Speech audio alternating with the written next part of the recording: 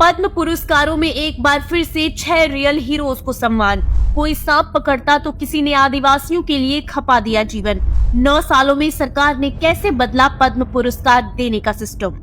बीते कुछ सालों में पद्म पुरस्कार की पहुंच खास लोगों से निकलकर आम आदमी तक हो गई है, क्योंकि सरकार ने इसे देने के लिए पारदर्शी प्रक्रिया बनाई। 2014 में जब पहली बार सार्वजनिक तौर पर इनके लिए आवेदन मंगाए गए थे तो महज 2200 लोगों ने आवेदन किया था। आज नॉमिनेशन करने वालों की संख्या लाखों में पहुंच गई है। 2023 में पद्म पुरस्कार में भी सरकार ने कई रियल हीरोज को सम्मानित किया। आज हम 6 ऐसी शख्सियतों के बारे में आपको बताएंगे जो आज से पहले बिना शोर किए अपने कर्तव्य पथ पर आगे बढ़ रहे थे और आज उनकी सफलता की गूंज पूरे भारतवर्ष में है।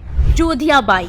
मध्य प्रदेश के छोटे से जिले उमरिया की आदिवासी चित्रकार जोधिया बाई पैगा को पद्मश्री पुरस्कार से सम्मानित किया गया। जोधिया बाई अब 80 साल की हो गई हैं। खास बात यह है कि उन्होंने 60 साल की उम्र में मजदूरी छोड़कर अपने हाथों में ब्रश थामा था, कागज पर तस्वीरें उकेरना शुरू किया था। इसके अगले 20 सालों में उन्होंने तस्वीर के साथ तकदीर भी बदल डाली। इससे पहले उन्हें नारी शक्ति सम्मान से भी नवाजा जा चुका है। जोधिया बाई की कला का पेरिस, इटली और फ्रांस की आर्ट गैलरियों में भी प्रदर्शन हो चुका है। इसके अलावा इंग्लैंड, अमेरिका और जापान जैसे देशों में भी बैगा जनजाति के पारंपरिक चित्रों की प्रदर्शनी लगाई जा चुकी है।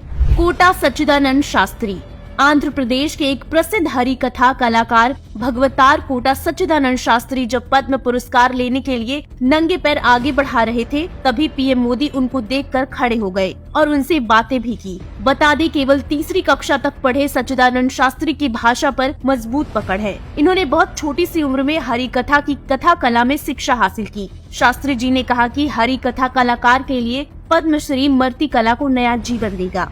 रतन चंद्रकर। अंडमान में सेवा से रिटायर हो चुके डॉक्टर रतन चंद्रकर यहाँ की जारवा जनजाति के साथ मिलकर काम कर रहे हैं। साल 1999 में इन्होंने जारवा जनजाति को विलुप्त होने से बचाया, साथ ही मीसल्स महामारी की चपेट में आए लोगों का इलाज भी किया। डॉक्टर चंद्र ने जनजाति की आबादी बढ़ाने में मदद की। इन्होंने जारवा पर अंडमान आदिम जनजाति जारवा नाम से किताब भी लिखी है। आपको बता दें कि भारतीय द्वीप में अंडमान के जारवा जनजातीय इलाकों में विदेशी या बाहरी लोगों को घुसने तक पर भी पाबंदियां हैं। उषा बारले।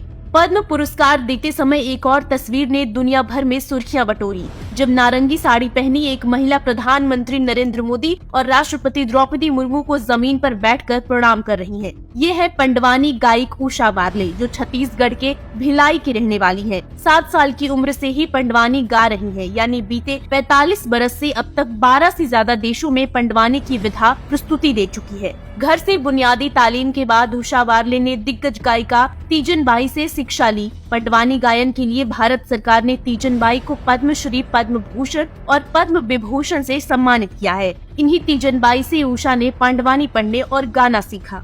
मुनीश्वर चंद्र डावर।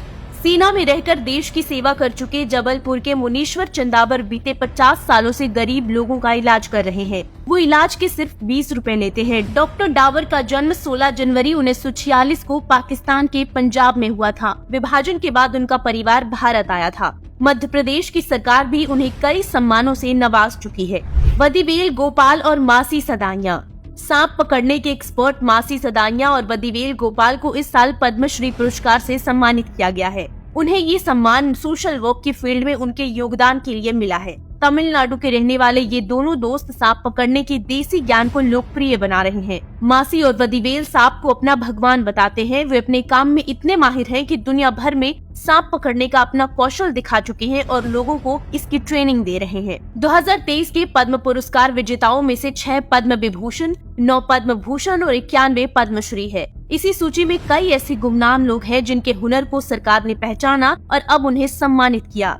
एक समय था जब पद्म पुरस्कार किसी व्यक्ति की सियासी पहुंच और सत्ता के करीब होने की निशानी हुआ करते थे, लेकिन अब सरकार ऐसे लोगों को पद्म पुरस्कार दे रही है जो सम्मान पाने से पहले राष्ट्रपति भवन तो दूर, कभी दिल्ली तक नहीं आए। ब्यूरो रिपोर्ट, एक भारत न्यूज।